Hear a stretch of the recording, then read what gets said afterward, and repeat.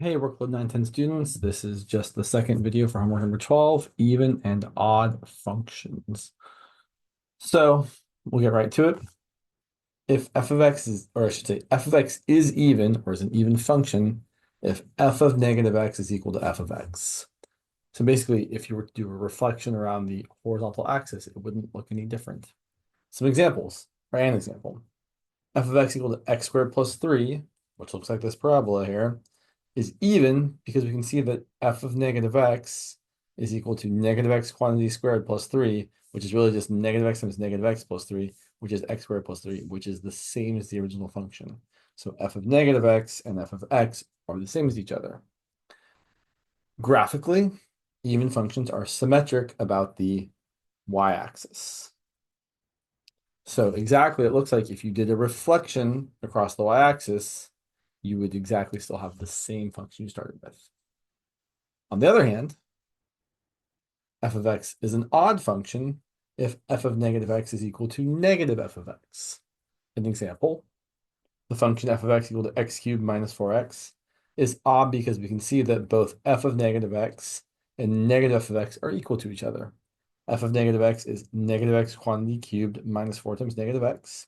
And then if we simplify this, a negative x times negative x times negative x is going to be negative overall, right? An odd number of negatives multiplied together ends up being negative. So we get negative x cubed, and then minus 4 times minus x is plus 4x. So we get negative x cubed plus 4x. On the other hand, if we do negative times f of x, we get the negative times x cubed minus 4x, and then we distribute the minus sign, and we get negative x cubed plus 4x. And look, those are the same. So this shows that the function's odd because f of negative x is equal to negative f of x. Odd functions are symmetric about the origin. Or another way of saying this is they have rotational symmetry.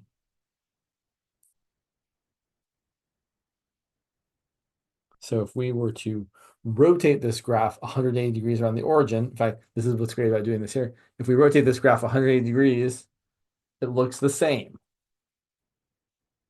That's what it means to be symmetric about the origin or have odd symmetry. Another way to think about that, though, is that if you took this graph and reflected it both across the y-axis and across the x-axis, it would look the same as it originally did. And there isn't any symmetry for reflecting just across the x-axis because that wouldn't be a function. Like a sideways opening parabola would just got a lot brighter. This one came out. Sorry, a sideways opening parabola would have symmetry across the x-axis, but we don't call that even or odd because it's not a function to start with. All right, let's look at some examples. So question 1, is the function f of x equal to 3x to the fourth plus 5x squared plus 6 even, odd, or neither? Well, even though you might be able to tell what it is just by glancing at it, you still need to show your work. Here's how we show it. We're going to look at f of negative x. And I'm going to start by checking to see if it's even. So f of negative x is 3 times negative x to the fourth plus 5 times negative x squared plus 6. And the nice thing here is that we know that a negative thing to an even power ends up being positive. The negative x times negative x times negative x times negative x is positive x to the fourth. Similarly, 5 times negative x is positive 5x squared plus 6. And that is the same as, so then I ask myself, is this equal to the original function? Yes, it is, right? The original function f of x is the same as that. So that means if the answer to that question is yes, then we can say that f of x is even. So I usually check to see if a function is even first, because it's easiest to see if f of negative x is just equal to f of x. So let's look at the next one to kind of see what you would do if it wasn't. So same question. Is g of x equal to 4x to the 6 minus 6 cubed even, odd, or neither? So we're first going to check for even. We always check first for even. It's just easiest. So I'm just going to replace every x with negative x. Sorry, that's a 4 times negative x to the 7th minus 6 times negative x cubed. So a negative number to an odd power is going to change signs. So negative x times negative x 7 times is going to be a negative x to the 7th. And 4 times negative x to the 7th is going to be negative 4x to the 7th. Negative 6 times negative x cubed, well, negative x cubed is going to, and now listen, so you have to listen to how the pause comes. So when I say negative x cubed, that means I have the cube happening after. If I say negative x cubed, then we're thinking of it as like that, where you're cubing first and negativing after. Here you're negativing first and cubing after. But negative 6 times negative x cubed is going to be positive 6x cubed. This is going to be negative 4x to the 7th plus 6x cubed. So then the question is this equal to the original g of x? And no, it's not. Right? The original g of x is positive 4x to the 7th minus 6x cubed. This is not equal to that. So it's not even. You don't have to like ask yourself this when you're doing it, but I like to just write down so it should show what I'm doing. So then we have to see, is it odd? Well, we already have g of negative x, right? This is g of negative x right here. Let's just find out what negative g of x is. So negative g of x is equal to just negative 1 times 4x to the 7th minus 6x cubed. If we distribute that minus sign, we're going to get negative 4x to the 7th plus 6x cubed. And that is exactly equal to g of negative x. So since g of negative x is equal to negative g of x, it is odd. So yes, g of x is odd because we can see that g of negative x is equal to negative g of x. Cool. Most functions actually are neither odd nor even. It's kind of actually rare for a function to have this kind of symmetry, although we see it a lot because we pick examples that have it. But a lot of the time, your function just won't be symmetrical at all. Let's look at this next one, which is probably going to be that. So I feel like I had more examples here. I guess not. So is f of x equal to 4x cubed plus 3x plus 7 even, odd, or neither? So the way we check this is, again, by just plugging in negative x and seeing what happens. So first we're going to check for even, then we're going to check for odd. And if neither of those happen to be the case, then it's going to be neither. So let's look at f of negative x. It's going to be 4 times negative x quantity cubed plus 3 times negative x plus 7. We simplify and we get negative 4x cubed minus 3x plus 7. We see that this isn't equal to the original function, so it's not equal to f of x, so it's not even. But then we also see that negative f of x, which is you're just gonna change the sign of everything essentially. It's gonna be negative 1 times 4x cubed plus 3x plus 7. That's equal to negative 4x cubed minus 3x minus 7, and that is not quite the same as that. So negative f of x is not equal to f of x, sorry, f of negative x, meaning it's also not odd. So if it's not even and it's not odd, then the function is neither even nor odd. So neither.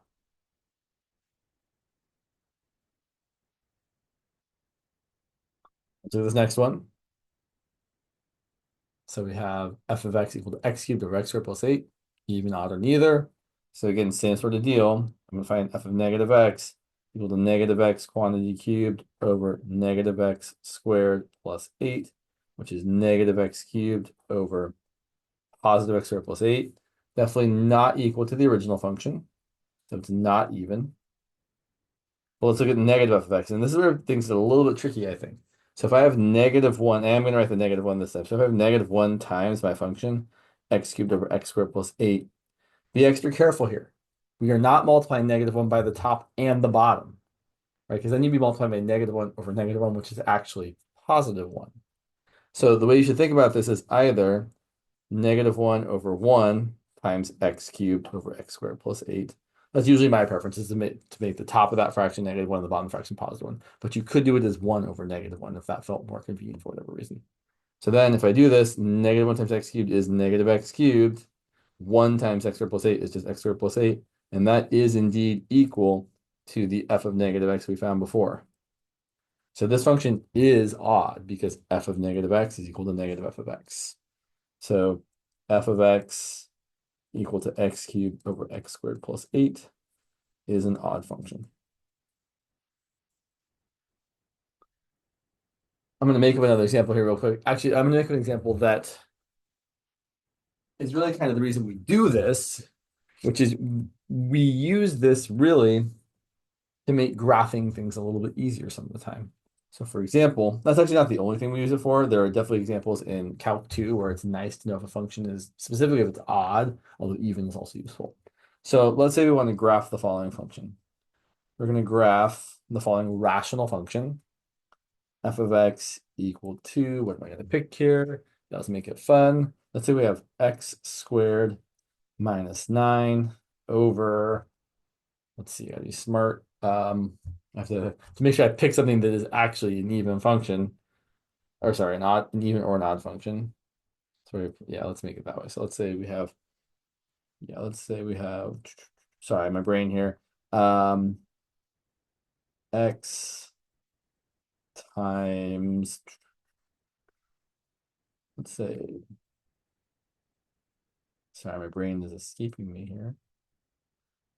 Let's say x squared times, I don't love the choices I'm making here. X plus 2 times x minus 2. It's going to be kind of gross, but oh well. So I'm going to point out here something just hopefully obviously that the x squareds don't cancel, right? To be able to cancel anything, you have to be able to factor it out from the top and the bottom. You can't factor the top an x squared from the top. I probably should have actually started off by writing this as, so really more likely the original I can spell, maybe original. The original function would have been like f of x equal to x squared minus 9 over x to the fourth minus 4x squared. So I already factored the denominator for us. But then if we wanted to factor it completely to make our lives easier, it would factor as x minus 3 times x plus 3 over x squared times x plus 2 times x minus 2. Let's find all the things. Let's actually first observe that this function is even. So I'll point out, not that it's necessarily the first thing you should do, but this is the second we're talking about. I'm sorry, a little tickle here. So function's definitely even because if we look at f of negative x, it's equal to negative x squared minus 9 over negative x to the fourth minus 4 times negative x squared, which is going to be x squared minus 9 over x to the fourth minus 4x squared. Same thing we started with. So let's find the usual things. We'll find the y-intercept. So we set x equal to 0.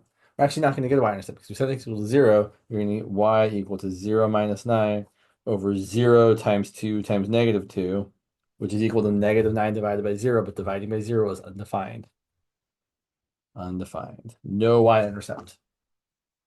Let's talk about the x-intercepts. Set the whole top part equal to 0.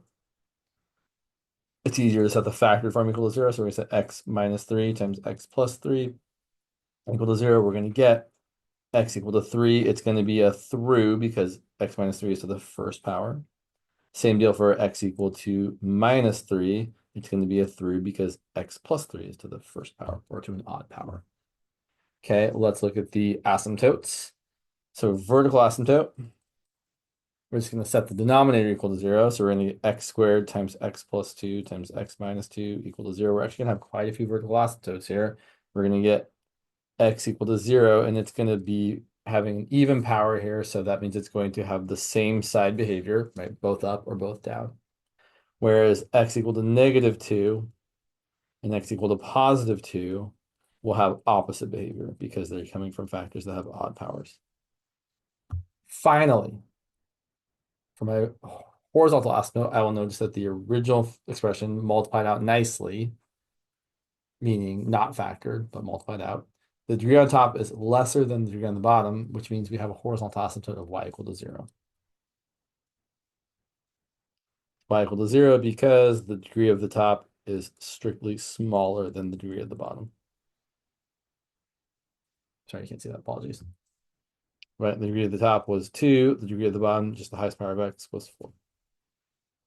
Okay, put it all together and make a graph.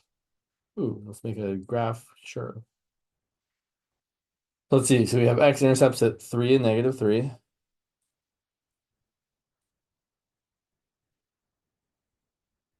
We have The vertical asymptotes at 0, 2, and -2. So we have a vertical asymptote there, which I'm not going to try and draw because there's already a line there. A vertical asymptote at +2, vertical asymptote at -2. And then I have a horizontal asymptote at 0, so right there. Okay, not a lot of information. I might need to make a sign chart here because I don't really have any points above or below. So I make a little sign chart. The important values are all the intercepts and all the asymptotes. So we have 1, 2, 3, 4, 5. I could have made these line up better. Oh well. We have -3, -2, 0, 2, 3. Looking at the factored expression, because that's always where you want to look to try to figure out what your sign is going to be. If I pick a number larger than 3, like 4, positive, positive, positive, positive, positive. Pick a number smaller than 3, but bigger than 2. So I don't love picking 2.5. I could. 2.5 minus 3 is negative, and then positive, positive, positive, positive. Or we can use the other thing where we say, oh, 3 came from that factor. That factor has an odd power, so the sign's going to change. 2 came from that factor, has an odd power, sign's going to change. 0 came from that factor, has an even power, sign's going to stay the same. -2 came from that factor, odd power, sign changes. And then -3 from that factor, sign changes. Also, I should really only be focusing on graphing half of it because I know that we have even symmetry. So once I graph the right-hand side, the left-hand side should look the same. So I know it's positive between 0 and 2. I guess I could plug in 1 if I really wanted to find a value. So if I plugged in 1, I'd get 1 minus 9, which is -8. Let's actually just write this down here.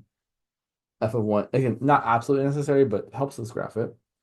F of 1 is -8 divided by 1 minus 4, which is -3. So positive 8/3, which is about almost 3. It's 2 2/3.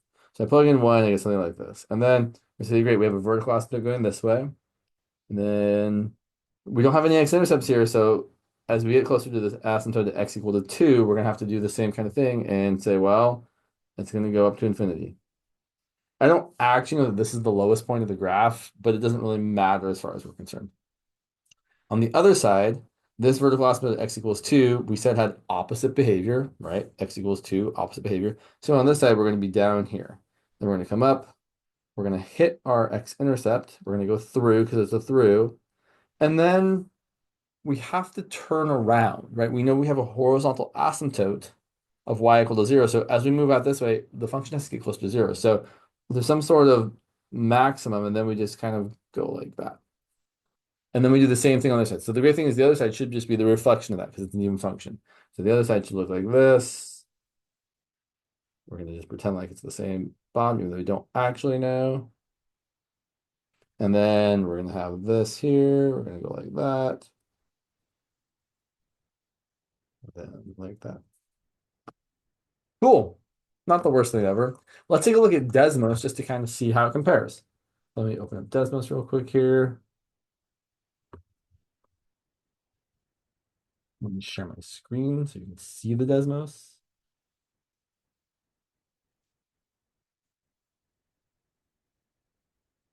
So we graph this. Let's see. We were graphing. 1 second here. Y equal to x squared minus 9 divided by x to the fourth minus 4x squared. Yeah, it looks pretty good. I will point out, right, the lowest point we had, or the point we drew as the lowest point was 1 comma 8/3, whereas the actual lowest point isn't really that. That's okay. And then if you zoom in here, you can see that, oh yeah, we do in fact cross at x equal to 3, and then we kind of max out and then we level off. It looks more dramatic in the graph I drew, but it's totally fine that my graph doesn't look exactly like this. It's got the right flavor. Just to go back to the graph for a second. So, right, here's our Desmos graph, looks good. Here's my actual graph that I drew. 1 second.